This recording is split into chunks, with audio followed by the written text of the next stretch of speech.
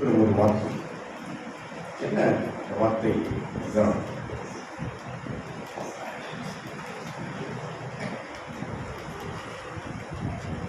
உன் கையில் ஒப்புக்கொடும். சொல்லுங்க, சத்தமா சொல்லுங்க. உன் கையில் ஒப்பு கொடுப்பேன் என்று கர்த்தர் ஒரு வார்த்தையை கொடுத்தார். ஸ்தோத்திரம்.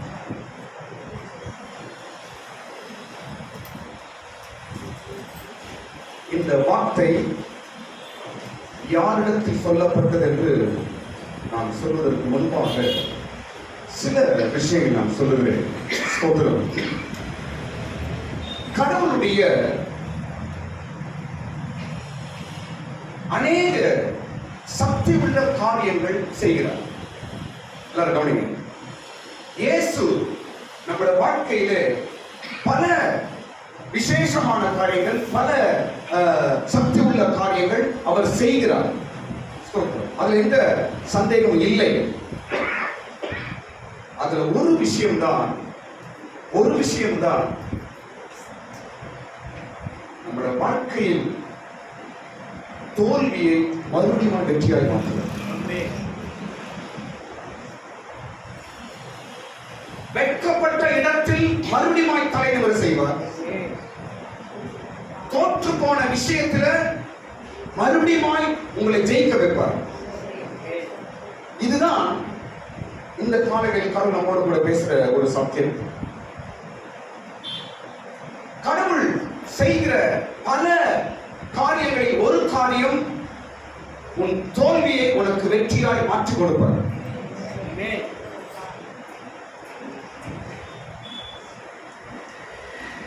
நீ எந்த இடத்துல, எந்த சூழ்நிலையில், எந்த ஜனங்கள் மத்தியில் தோல்வி அடைந்து இருக்கிறாயோ அதே இடத்தில் உன்னை வெற்றியாய் நிற்க செய்வது கடவுளுடைய பெரிய வல்லமையின் வேலை. பைபிள்ல பார்க்கும் பொழுது ஆபிரகாமா இருக்கட்டும், ஈசாக்கா இருக்கட்டும், தாவீதா இருக்கட்டும், பைபிள் அநேகருடைய வாழ்க்கையை நாம் பார்க்கும் பொழுது சில வேளைகளில் அவர்களெல்லாம் தோற்று போகிறார்கள். சில வேளைகளில் அவர்கள் அவமானப்பட்டு போகிறார்கள். ஆனாலும் அவர் கூட இருக்கிற கடவுள் அதே இடத்தில் அவர்களுக்கு வெற்றியை கொடுத்து நடத்துகிறார்.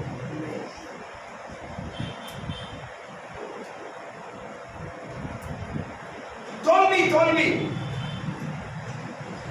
பல விஷயத்தில் நான் தோல்வி அடைகிறேன், ஃபெயில் ஆகிறேன் என்று இன்னைக்கு நீங்க நினைச்சிருக்கீங்களா? ஃபெயில் சக்சஸ் ஆகி மாத்துகிறவர் இயேசு. கையை தட்டுங்க. ஹalleluya.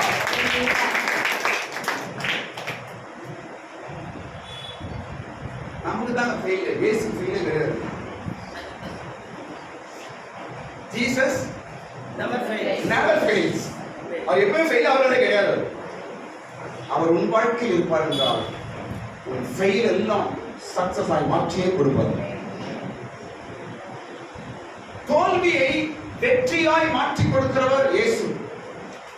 தோல்வியை வெற்றியாய் மாற்றி கொடுப்பது கடவுளுடைய சக்தி. ஸ்தோத்திரம். உன் கையில் ஒப்பு கொடுப்பேன். இந்த வார்த்தை யாருக்கு கடவுள் சொல்லுகிறார் என்றால் யோசுவாவுக்கு சொல்லுகிறார். யாருக்கு சொல்றார்? யோசுவாவுக்கு சொல்லுகிறார்.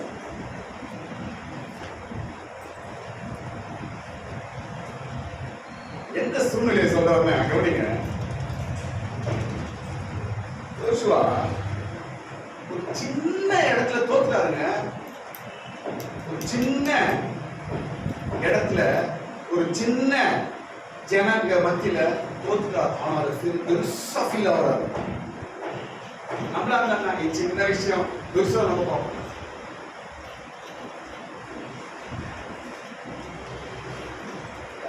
சிறிய விஷயமா இருந்தாலும் கூட அதை நீங்கள் கர்த்தரிடத்தில் கொண்டு வந்தீர்கள் என்றால் அதிலும் உங்களுக்கு வெற்றி சிறக்க செய்வார். யோசுவாவுக்கு சொல்றார். யோசுவா தோற்று போய் நிற்கிறான். உன் கையில் நான் ஒப்பு கொடுப்பேன் என்று சொன்னா அப்படியே செய்யும். நீங்க எத்தனை பேர் உங்க ஃபேமிலி லைஃபா இருக்கட்டும், உங்களுடைய இல்லை என்றால் உங்களுடைய உங்க வேலைக்கா இருக்கட்டும், உங்களுடைய பிள்ளைகள் காரியமா இருக்கட்டும், இல்லை என்றால் பிசினஸ் சில விஷயங்களா இருக்கட்டும், நான் தோல்வி அடைந்திருக்கிறேன் என்று எத்தனை பேர் வந்திருக்கிறீங்க? ஏன் என்னால் முன்னாடி போக முடியல? ஏன் என்னால் அடுத்த ஸ்டெப்புக்கு போக முடியல? ஏன் என்று ஒரு கேள்வியோடு நீங்கள் எத்தனை பேர் வந்திருக்கிறீர்கள்? உங்கள் அனைவருக்கும் கர்த்தர் ஒரு வார்த்தை கொடுக்கிறார், உன் கையில் நான் ஒப்புக் கொடுக்கிறேன். எதை இழந்தாயோ அவர் ஒப்புக் கொடுப்பார். எந்த இடத்தில் தோற்றாயோ அதை உன் கரத்தில் ஒப்புக் கொடுப்பார். நிறைய வாழ்க்கை, நிறைய குடும்பங்களில், நிறைய அநேகருடைய வாழ்க்கையில் இது நடக்கிறது. பாருங்க, என்ன பாருங்க, தோல்வி வரலாம், தோல்வியே வாழ்க்கையா கூட. பள்ளங்கள் வரலாம், பள்ளமே வாழ்க்கையா இருக்கக்கூடாது. பலவீனங்கள் வரலாம், பலவீனமே வாழ்க்கையா இருக்கக்கூடாது.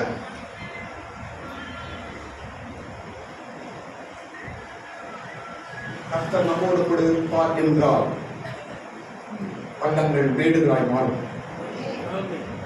கர்த்தர் உன்னோடு கூட இருப்பார் என்றால் தோல்விகள் வெற்றியால் மாறும்.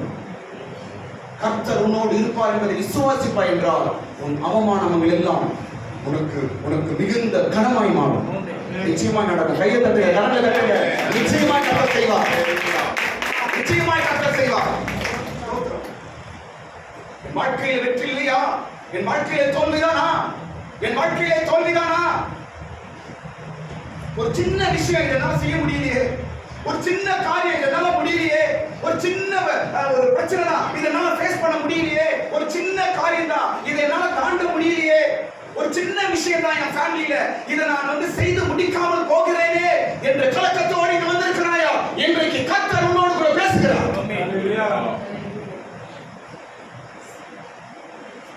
தோல்வி வெற்றியாய் மாறும். உன்னோடு கர்த்தர் இருக்கிறார். பாருங்க, கர்த்தர் நம்மோடு கூட இருப்பது நாம் தோல்வி அடைவதற்கு அல்ல. தோல்வியிலே கர்த்தர் என்னோடு இருக்கிறார், நான் வெற்றி அடைவேன் என்பதை உணர்த்தும்படிக்கு கர்த்தர் நம்மோடு ஹல்லேலூயா. உன் கையில் ஒப்புக் கொடுப்பேன் என்று யோசுவாவுக்கு ஆண்டவர் சொல்றார். யோசுவாவின் புஸ்தகம் 7ஆம் அதிகாரம் 8ஆம் அதிகாரம், இந்த 2 அதிகாரத்தில் தான் நான் சில விஷயங்கள் நான் பேச போகிறேன். யோசுவாவின் புஸ்தகம் 7ஆம் அதிகாரம் 8ஆம் அதிகாரம். இங்க யோசுவா எரிகோவெல்லாம் ஜெயிச்சிட்டாரு. எரிகோ ஒரு பெரிய பட்டணம், அதெல்லாம் ஜெயிச்சிட்டாரு, தாண்டி வந்துட்டாரு. ஆயி என்ற ஒரு சின்ன பட்டணத்துல தோத்து போறாரு. ஆயி என்ற ஒரு சின்ன பட்டணம், எல்லா பட்டணங்களோட ஃபைட் பண்ணி ஜெயிச்சு வராங்க. யுத்தம், எல்லா ஜனங்களோட யுத்தம் பண்ணி ஜெயிச்சாங்க. இது போல நிறைய இடத்துல ஜெயிச்சு வராங்க. ஒரு இடத்துல தோற்கிறார்கள். எந்த இடத்துல? ஆயி. எல்லாம் சொல்லுங்க. ஆயி என்பது அந்த ஊர் பேர். அந்த ஊர் ஜனங்க இவங்க கத்துறாங்க. அந்த ஊர் ஜனங்கள் முன்னாடி இவர்கள் நிற்க முடியாமல் வெட்கப்படுறார்கள். 2025 பல பெரிய பெரிய காரியங்கள, அதுக்கு முன்னாடி 2024 நான் நிறைய விஷயங்களை செய்துட்டேன். ஆனா இந்த 2025 சின்ன விஷயம் நான் தோத்துட்டேன். ஒரு சின்ன காரியத்தை என்னால ஜெயிக்க முடியல. ஒரு சின்ன விஷயத்துல நான் தடுமா நின்று கொண்டிருக்கிறேன்.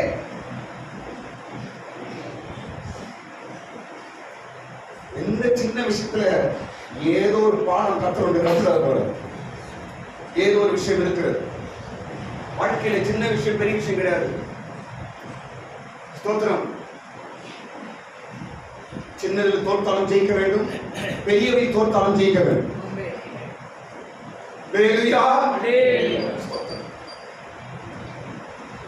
இப்போ யோசுவா பாருங்க, யோசுவா ஜனங்களும் இந்த இடத்துல தோற்று போகிறாங்க. பாருங்க, ஒரு 4 அனுபவங்கள் பாருங்க. முதலாவது, அவர்கள் துரத்தப்படுகிறார். சொல்லுங்க, துரத்தப்படுகிறார். என்ன பண்றாங்க? துரத்தப்படுகிறார்.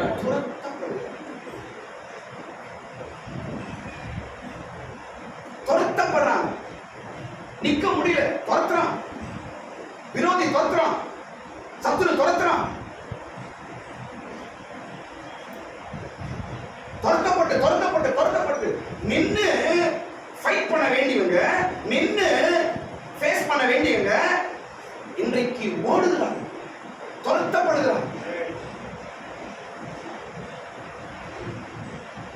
இன்னைக்கு ஏன் நீ துரத்தப்படுகிறாய்?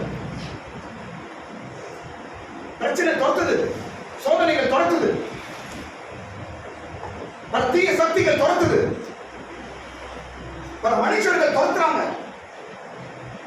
யோசுவா துரத்தப்பட்டான். இரண்டாவது பார்க்கும்போது, இரண்டாவது தோற்று போனார்கள், இரண்டாவது. மூன்றாவது முதுகை காட்டினார்கள். என்ன காட்டுறாங்களா? முதுகை காட்டி.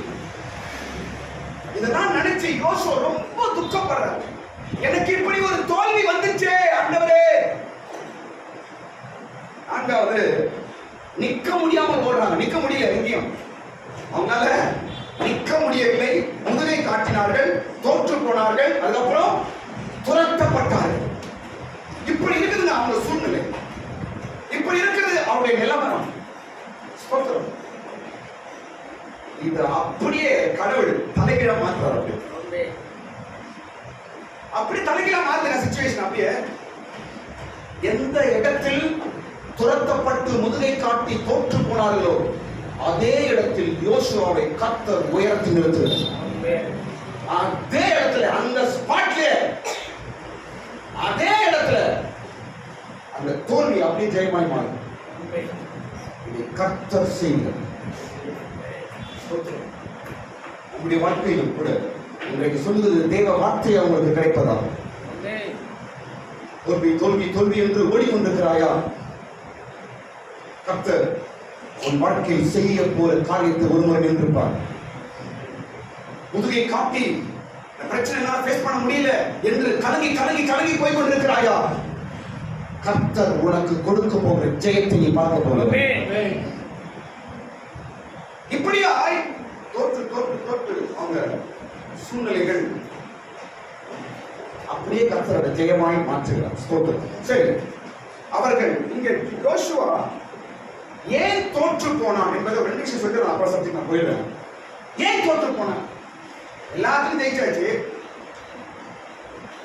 பெரிய பட்டணம் எரிகோ ஆட்சி போட்டாச்சு, எல்லா இடத்திலும் ஜெயித்து வந்தவன் யோசுவா இந்த இடத்தில் ஏன் தோற்றான்? குடும்பங்களில் கூட சில இடத்துல நம்ம எல்லாருமே சக்சஸா தாண்டி தாண்டி தாண்டி வந்துருவோம்.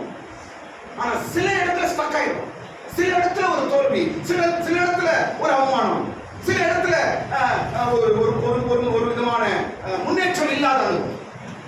இந்த இடத்துல யோசுவா ஏன் தோற்றான் என்பது ரெண்டு காரியம் சொல்ல பாருங்க. ஒன்று பண ஆசை, பொருளாசை. என்ன ஆசை? தோல்விக்கு மிக முக்கிய ஒரு காரணம் சொல்ல பாருங்க. சில ஆசைகள் தான் நம்ம வாழ்க்கையில தோல்வியை கொண்டு வரும். இந்த ஆயி என்ற பட்டணத்துல யோசுவா தோற்று போக காரணம் என்னமா? அங்க சில பொருள் எல்லாம் ஆசைப்பட்டு என்ன ஆச்சு? ஒழித்து வைக்கப்பட்ட பணம் தேவை, பொருள் தேவை. பாருங்க, பணம் தேவை, பொருளும் தேவைதான், இல்லை நான் சொல்றதில்ல. ஆனா அதனால ஆசையை நிச்சயம் விட்டு. ஸ்தோத்திரம்.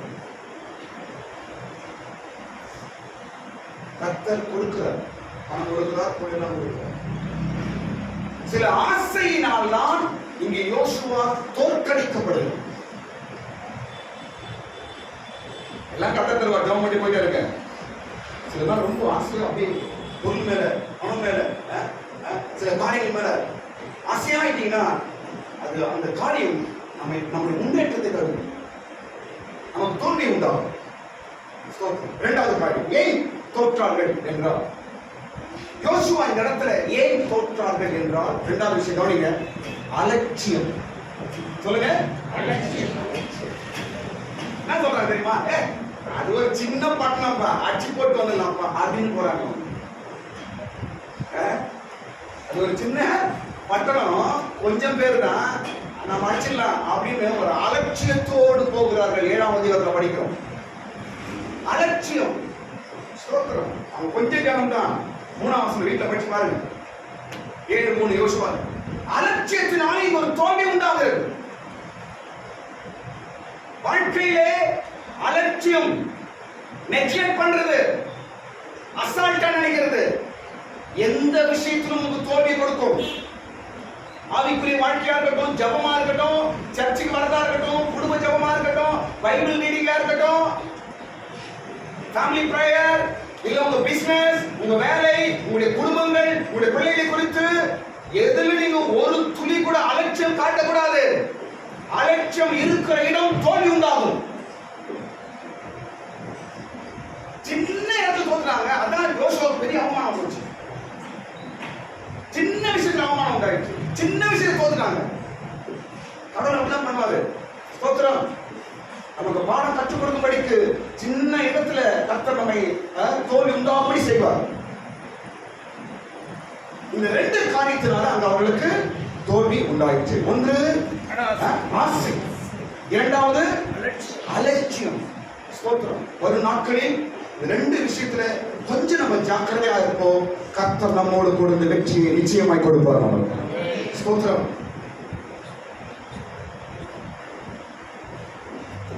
ரெண்டாயிரத்தி 26 25 70 ஃபெயில் ஆச்சு, 26 எல்லாம் சக்சஸ் ஆகும். கையை தட்டுங்க, யாரங்க தட்டுங்க, யாரங்க தட்டுங்க. ஃபெயில் ஆனதோ அவையெல்லாம் 26 வெற்றியை கொடுப்பாராக. உன் கையில் நான் ஒப்பு கொடுப்பேன். யோசுவா வார்த்தையை சொன்னார், அப்படியே செய்தார். சரி, கடவுள் நமக்கு வெற்றியை கொடுக்கும்படிக்காக, கடவுள் நமக்கு வெற்றி கொடுக்கும்படிக்காக நாம் செய்ய வேண்டிய 7 காரியங்கள். யோசுவா செய்த 7 காரியங்கள் நான் சொல்லி முடிக்கிறேன். ஸ்தோத்திரம். வெற்றி, தோல்வி வெற்றியா மாறணும். பிரச்சனையை தாண்டி வரணும், மலையை தாண்டணும், கடலை தாண்டணும், சூழ்நிலையை தாண்டணும், இந்த மனுஷனை தாண்டி போகணும். நான் உயரத்தில் நிற்கணும், சமுதாயத்தில் நிற்கணும், என் சத்துக்கு முன்பாய் நான் நிற்கணும், என்னை அவமானப்படுத்துவதற்கு முன்பாய் நான் நிற்க வேண்டும், என் காலை நிமிர வேண்டும். இதெல்லாம் கர்த்தர் செய்தார். கர்த்தர் இதுவும் தெரியுங்க. எந்த இடத்துல அவமானப்பட்டு, வெட்கப்பட்டு, அப்புறம் பாருங்க தலை குனிஞ்சு, அதுக்கப்புறம் என்ன அசிங்கப்பட்டு, இதெல்லாம் கடவுள் நமக்கு அவர் அனுமதிக்கிறதே கிடையாது. இதெல்லாம் கடவுள் பிடிக்காது. இவைகளில் ஒருவேளை நம்ம சிக்கிறோம் என்றால் நம்முடைய குறைபாடுகள். கர்த்தர் இனி ஒரு நாட்களிலே முகங்களை பிரகாசிக்க செய்வாராக, உங்களை மேன்மைப்படுத்துவாராக. நிச்சயமாக இனி நான் சொல்லுகிறேன், இது தேவ வார்த்தை எடுத்துக் கொள்ளுங்கள். ஒரு பெரிய வெற்றி நீங்கள் பெறப்போகிறீர்கள். ஒரு பெரிய வெற்றி உங்களை தேடி வரப்போகிறது. ஒரு உயர்வு உங்களை தேடி வரப்போகிறது. நிச்சயமாய் இதுவரைக்கும் கண்ட எகிப்தினை இனி நீ காணப்போவதில்லை. பெரிய காரியங்களை செய்வார். யோசுவாவோடு இருந்து அவன் தோல்வியை நினைத்து நினைத்து கலங்கினான். இப்படி தோட்டதுன்னு அப்பா, இப்படி நான் முதுவை காட்டினேனே, இது நிக்க முடியாமல் போறமே, இவ்வளவு அவமானம் அப்பா என்று அவன் மிகவும் வேதனைப்பட்டான். தோல்வியை நினைத்து கர்த்தர் அதை அவன் கூட இருந்து அவன் வெற்றியாய் மாற்றினான். அதே இடத்துல அவன் சொல்றேன் பாருங்க, எனக்கு கவனிங்க பாருங்க. சூழ்நிலை மாறலாம், ஆனால் நீங்க எந்த இடத்துல நின்று எந்த ஜனங்களுக்கு முன்ன அவமானப்பட்டீங்களோ அங்கேயே நின்று காட்டணும். அதான் இங்க யோசுவாவுக்கு பண்றாரு. அதே ஊரு, அதே ஆளு, அதே ஜனங்க, அதே ஸ்பாட். எவன் துரத்துனானோ அவன் யோசுவா காலில் கீழே வந்து அடிக்கப்பட்டான். எந்த ராஜா துரத்துனானோ அந்த ராஜாவை யோசுவா பிடிக்கிறான் போய். எந்த ஜனங்களுக்கு முன்பாய் இவன் முதுகை காட்டினானோ அதே ஜனங்களுக்கு முன்பாய் இவன் போர் செய்கிறான். தான் கர்த்தருடைய வேலை. கர்த்தர் ஒரு தோல்வியை வெற்றியை மாற்றுவதற்கு 7 காரியங்கள் இங்கு நடக்கிறது. முதலாவது காரியம் பாருங்க. யோசுவோட தோல்வி வெற்றியாய் மாறுவதற்கு நடக்கிற முதல் காரியம் தெரியுமா? அவன் தேவ சமூகத்தில் விழுந்து அழுதான். சொல்லுங்க.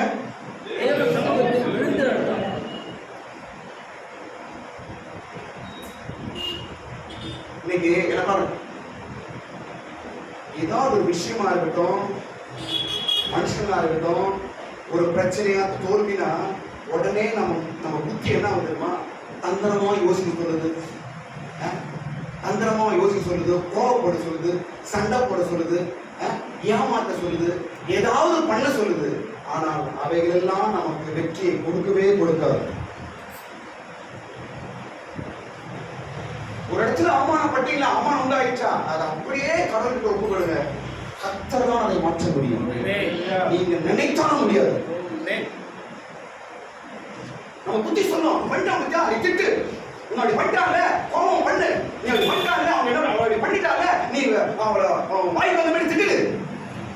சொந்த புத்தி மாம்சம் வேலை செய்யுது, ஆனா வெற்றி வராது. இந்த பாடம் யோசுவாவை கற்றுக்கொள்கிறோம். சின்ன கூட்டம் ஆயிர சின்ன பட்டணத்துக்கிட்ட தோத்துட்டான், துரத்துறாங்க, ஓடி வந்துட்டாங்க, இவங்க எங்க கொண்டு போறாங்க, பயந்து ஓடி வந்துட்டாங்க. அப்படி ஒரு அவமானம் நடக்குது, தோல்வி நடக்குது.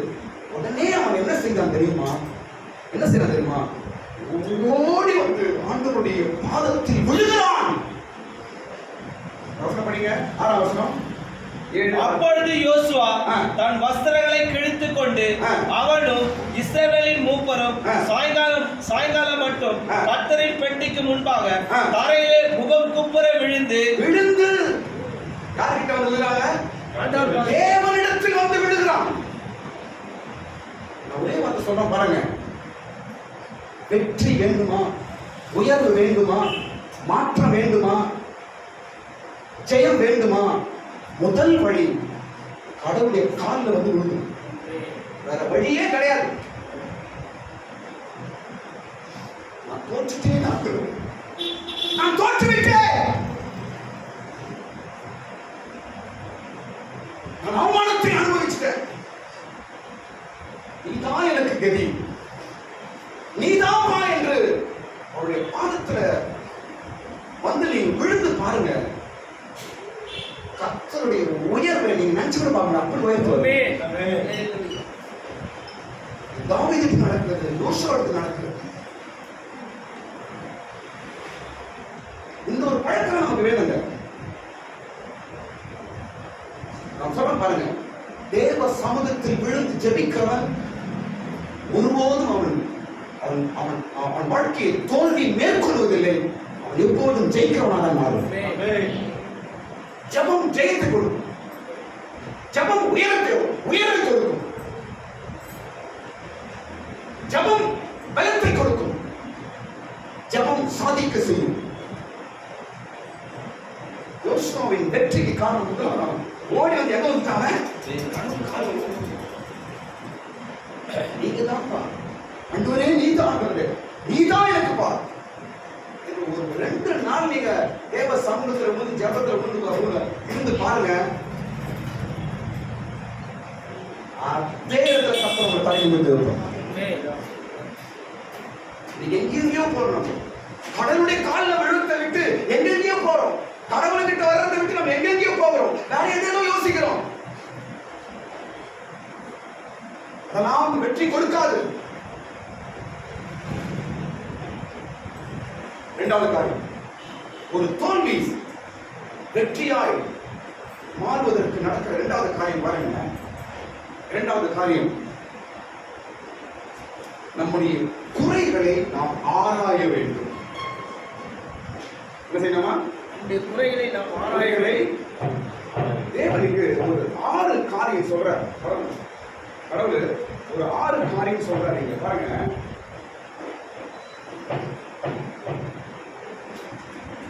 தோல்வி என்ன நடக்குது, உடனே கடவுள் ஒரு 6 விஷயம் சொல்றாரு. நம்முடைய குறைகளை நாம் ஆராயும் போது நம்முடைய தோல்வி வெற்றியாய் மாறும். இதெல்லாம் செய்யறதில்லை, வேற எதையும் செய்யறோம், வேற எதையும் தேடுறோம். ஸ்தோத்திரம். முதல் காரியம் தேவ சமூகம், இரண்டாவது குறையை கண்டுபிடி. பாருங்க, ஆண்டவர் ஒரு 6 விஷயம் சொல்றாரு. 7ஆம் அதிகாரத்துல 11ஆம் வசனம் படிங்க. அது 6 விஷயம். முதலாவது, பாவம் செய்தார்கள் என்று சொல்லுகிறார். இரண்டாவது, உடன்படிக்கை மீறினார்கள் என்று சொல்லுகிறார். மூன்றாவது, சாபத்தீட்டானதை எடுத்துக்கொண்டார்கள் என்று சொல்லுகிறார். நான்காவது, களவு செய்தார்கள் என்று சொல்லுகிறார். ஐந்தாவது, வஞ்சித்தார்கள் என்று சொல்லுகிறார். ஆறாவது 15ஆம் வசனத்துல மதிக்கேடான காரியங்கள் செய்தார்கள் என்று சொல்லுகிறார். இதெல்லாம் யார் சொல்றது? கடவுள் சொல்றாரு. கண்டுபிடி, இதெல்லாம் உங்களுக்குள்ள இருக்குது.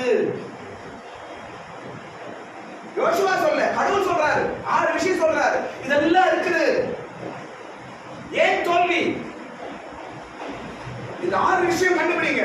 நமக்குள்ள என்ன இருக்குது? ஏன் நான் சொல்ல பாருங்களேன், மனிதன் உனக்கு கொடுக்கிற உயர்வு தற்காலிகம், தேவன் கொடுக்கிற உயர்வு நிரந்தரமான உயர்வு. அந்த உயர்வை யாரால ஏற்க முடியும்?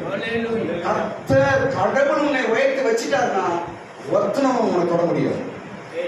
கர்த்தர் உனக்கு வெற்றியை கொடுத்துட்டாருன்னா அந்த வெற்றியை ஒருவனும் உன்னை உன் கையில் கொடுக்க முடியாது. ஸ்தோத்திரம். நாம் மனுஷிகமாய் ஒன்றையும் பிரயாசப்பட வேண்டாம். கர்த்தருக்கு ஒப்புக் கொடுங்க. கடவுள் எல்லாவற்றும் நேர்த்தியாகவும் அழகாகவும் செய்வார். 6 காரியம் சொல்றாங்க. இதை கண்டுபிடிப்பா. இந்த 6 விஷயங்கள் இருக்குது, இந்த காரியம்லாம் உங்களுக்குள்ள இருக்குது, சரி பண்ணு அப்படின்ற. முதல் காரியம் சொல்றாரு, பாவம் செய்தார்கள். கண்டுபிடி.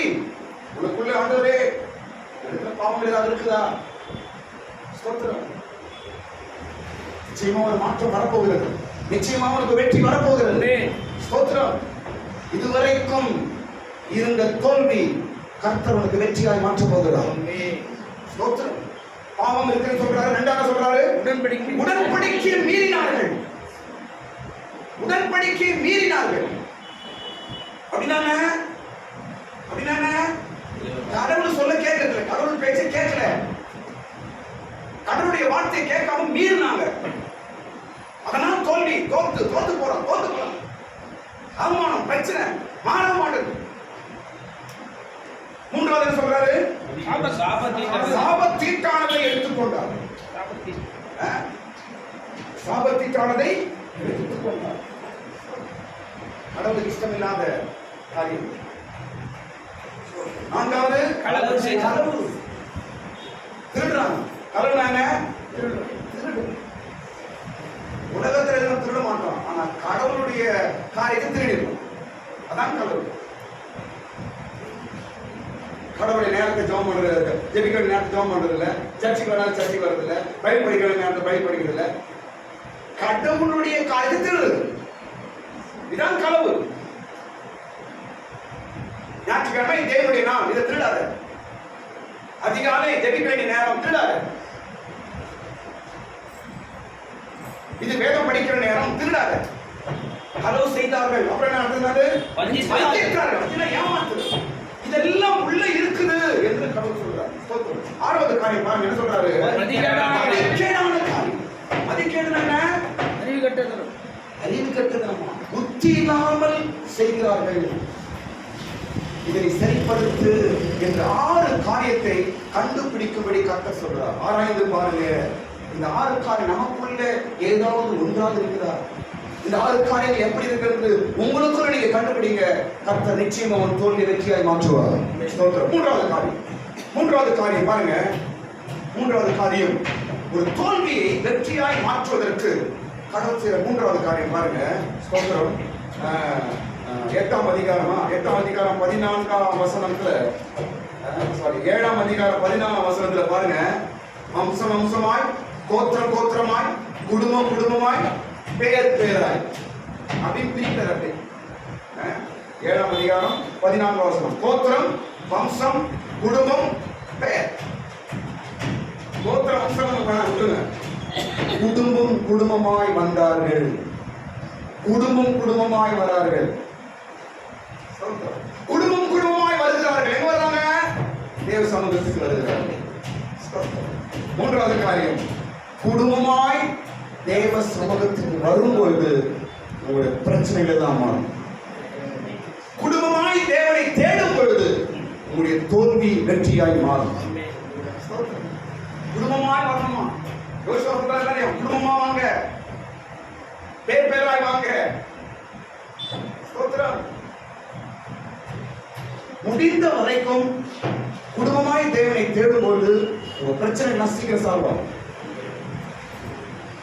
நானும் என் வீட்டாருமே என்றால்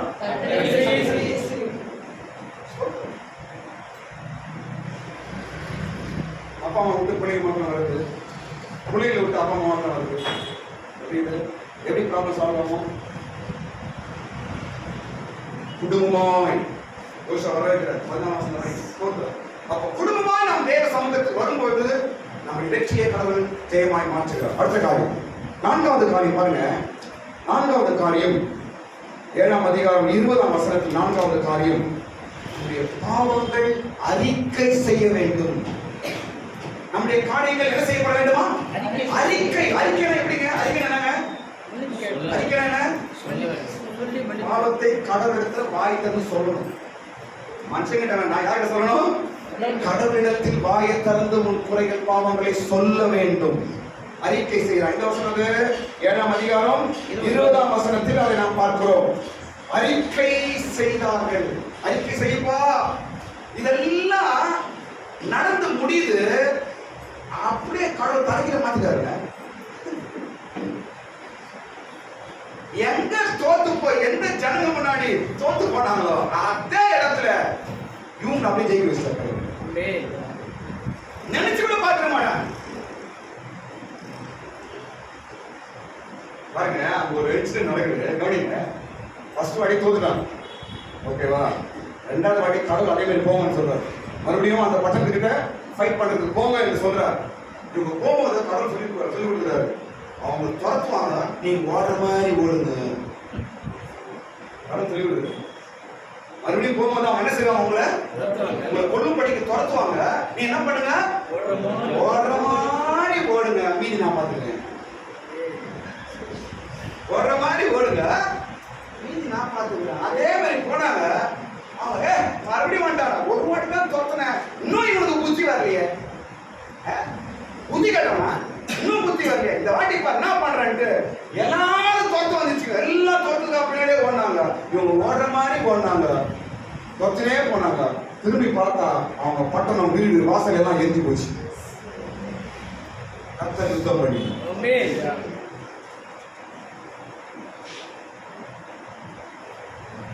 வரப்போற நாட்கள் நீங்களும் ஓடுற மாதிரி தோக்குற மாதிரி இருக்கும்.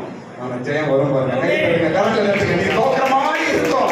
தோத்து போட்டே தோற்பது போல தெரியும். ஆனால் இஸ்ரவேலின் தேவன் உனக்கு வெற்றியை கொடுப்பார். அறிக்கை. அறிக்கை செய்யணுமா? என்ன செய்யணுமா? அண்டவரே நான் கோபப்பட்டேன், அண்டவரே கட்ட வார்த்தை பேசினேன், அண்டவரே சண்டை போட்டேன், அண்டவரே உங்க இஷ்டம் இல்லாம பாவம் செய்ய என்று நம்ம செய்யறோம். அறிக்கை. பாருங்க, அவங்களுக்கு கடவுள் தெரியும், அவங்க எல்லாம் தெரியும், ஆண்டவரே பாவத்தை மன்னிச்சிரும் அப்படின்னு சொல்லலாம். ஆனா அதை காட்டிலும் ஒரு படி மேல போகணும். ஏன்னா நம்ம ப்ராப்ளம் சால்வ் ஆகணும். வெற்றி தோல்வி ஜெயமாய் மாறணும். என்னுடைய தோல்வி வெற்றியாய் மாறணும். அதுக்கு என்ன பண்ணணும்? நம்முடைய குறைகளை நம்ம என்ன செய்ய வேண்டும்? அறிக்கை செய்யணும். சண்டை போட்ட ஆண்டவரே மன்னியும் சொல்லு, குட்டி போட்டு சொல்லு, கடவுள்கிட்ட சொல்லு. வாயில கெட்ட வார்த்தை பேசின ஆண்டவரே சொல்லு, வாய் தந்து பேச்ச கேட்கல ஆண்டவரே, ஜெபம் பண்ணல ஆண்டவரே, வேத வாசிக்கல ஆண்டவரே, நான் மற்றவங்களை அவமானப்படுத்தின ஆண்டவரே, அவங்க கிட்ட சண்டை போட்டேன், அவங்க கிட்ட கோவப்பட்டேன், வாயை சொல்லு. அப்படி சொல்லும் பொழுது, சொல்லி பாருங்க, சொல்லும் பொழுது எந்த இடத்தில் தோற்றீங்களோ ஜெயம் உங்களை தேடி வரும். கர்த்தர் அப்படி கனப்படுத்துவார். இந்த பாவங்களை மறைக்கிறவன் வாழ்வடைய மாட்டான். அதை அறிக்கை செய்து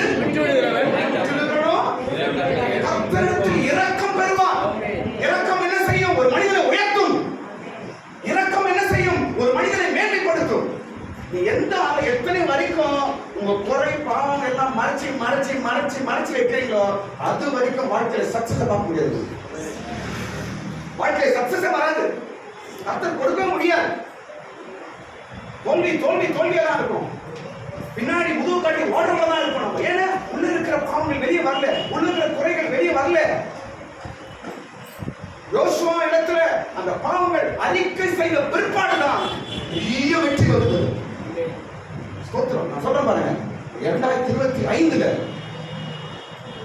பலவீனப்படுத்தினுடைய காரியங்கள் ஆண்டவருக்கு பிரியமில்லாத ஏதாவது குறைகள் இருக்கும் என்றால் இந்த வருடத்துல கர்த்தரிடத்துல வாயை திறந்து சொல்லி அழுதுங்க. 2026 கர்த்தர் உங்களுடைய வெற்றியை பார்க்க செய்யும்.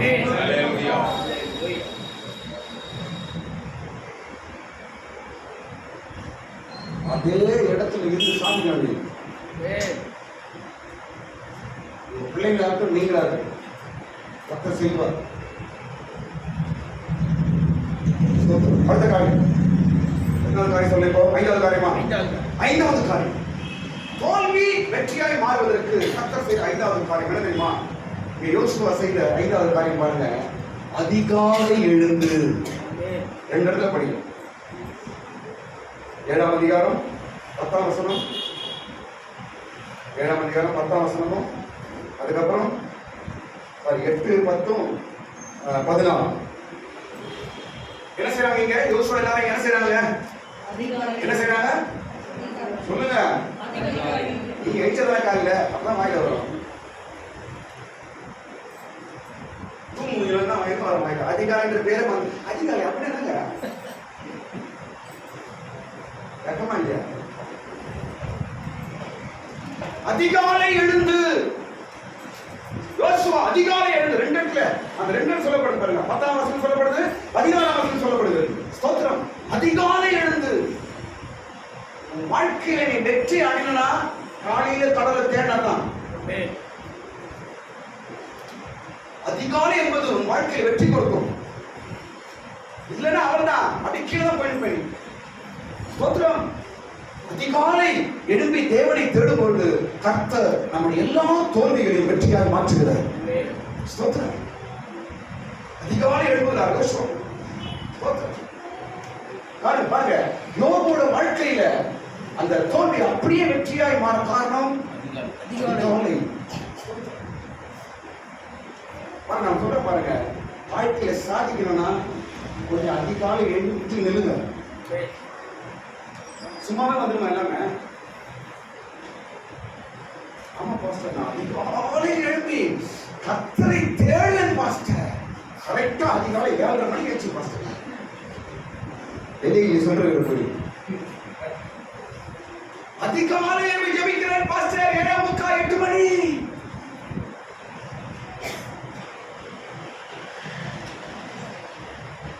ஏன் ஃபெயில்? உலகத்தை சொன்னாங்க இதோட எழுதுங்க, நிறைய வேலைகளை நீங்க செய்யலாம், நிறைய அச்சீவ் பண்ணலாம்.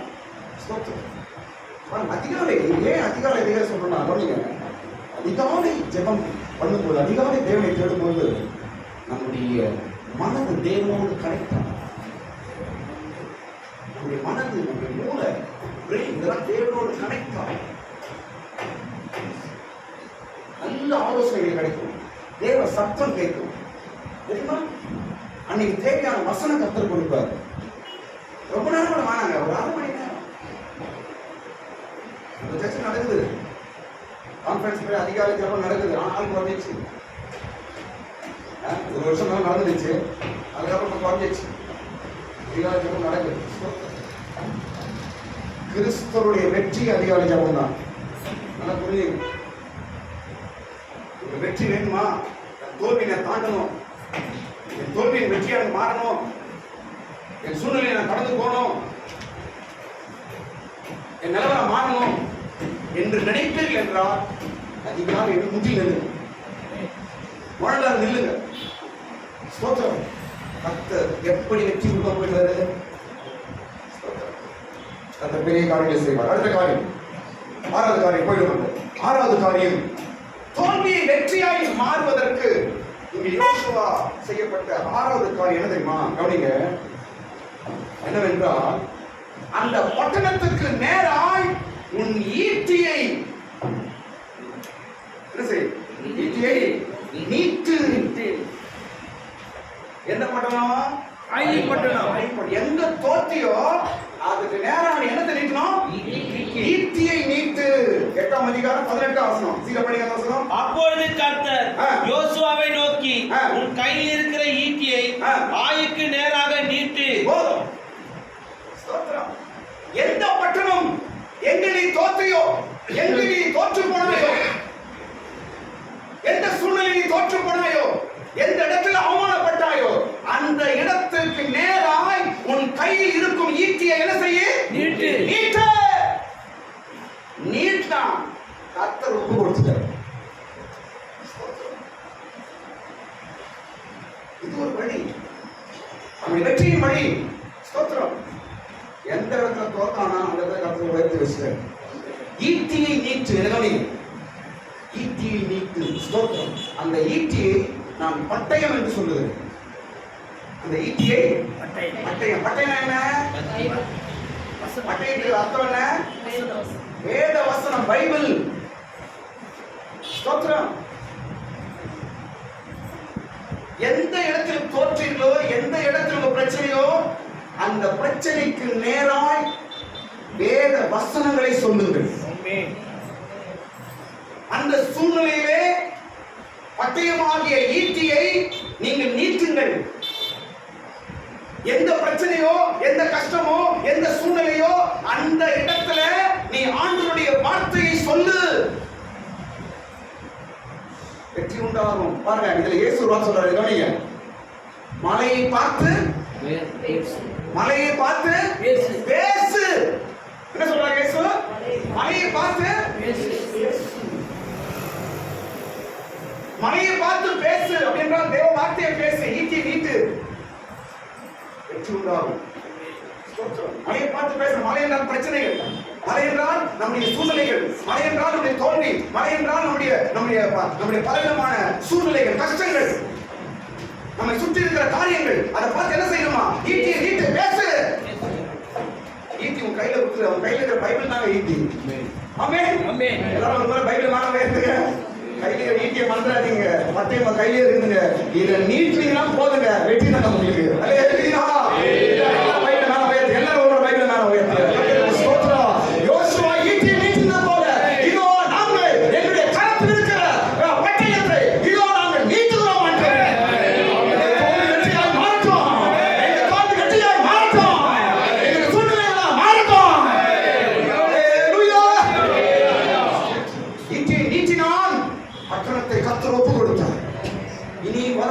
வரும் நாட்களில் உங்க பிரச்சனை சூழ்நிலைக்கு நேராக இந்த ஈட்டியாகிய வார்த்தையை சொல்லுங்கள், நீட்டுங்க. ஸ்தோத்திரம்.